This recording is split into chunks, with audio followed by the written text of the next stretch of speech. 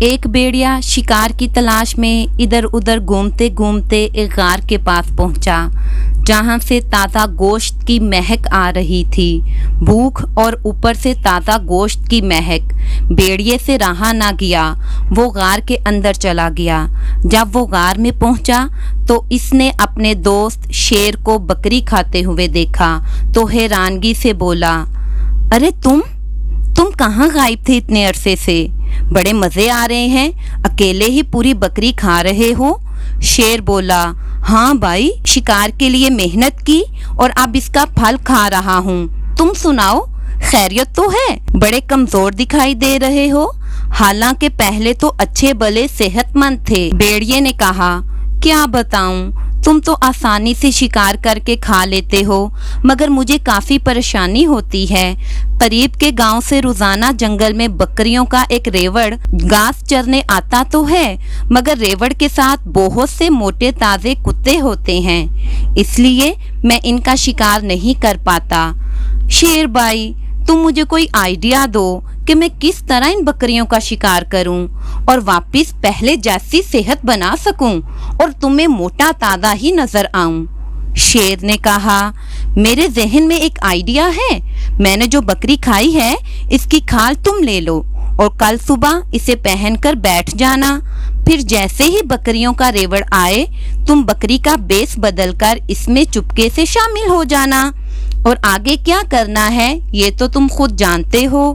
بیڑیا بولا، ہاں شیر بھائی، سمجھ گیا، واہ کیا آئیڈیا دیا ہے، دوست ہو تو میرے شیر بھائی جیسا ہو۔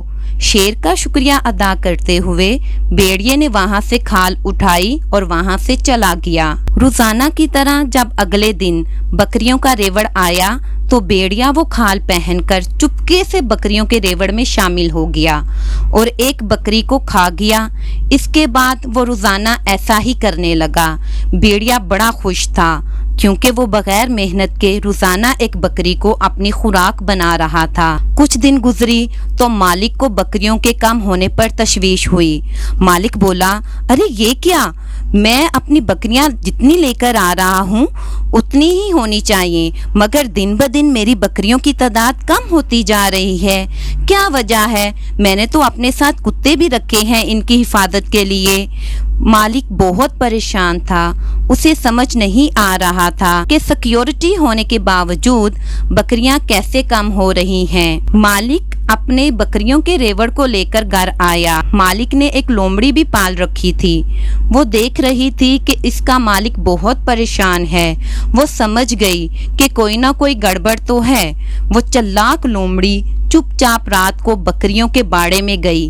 جس وقت سب بکریاں آرام کر رہی تھیں وہ دور سے بیٹھی ایک ایک بکری کو بغور دیکھ رہی تھی کہ اچانک اس کی نظر ایک بکری پر پڑی جو ایک آنکھ سے سو رہی تھی، اس طرح کہ ایک آنکھ کھولے دوسری بند کر لے اور دوسری کھولے تو پہلی آنکھ بند کر لے۔ لومڑی بولی، کچھ تو گڑبڑ ہے، یہ کیسی بکری ہے اور یہ بکریاں ایسے تو نہیں سوتی۔ لومڑی نے اونچی اونچی آوازیں نکالنا شروع کر دیں۔ اس کی آوازیں سن کر بکریوں کا مالک اور کتے بھاگتے ہوئے بکریوں کے باڑے میں پہنچے۔ مالک نے اس طرف دیکھا جس طرف لومڑی منہ کر کے بول رہی تھی۔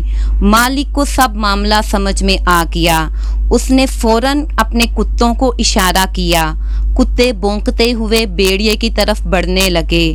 بیڑیے نے اسی میں عافیت جانی کہ جان بچی تو لاکھوں پائے اور دم دبا کر وہاں سے بھاگ گیا۔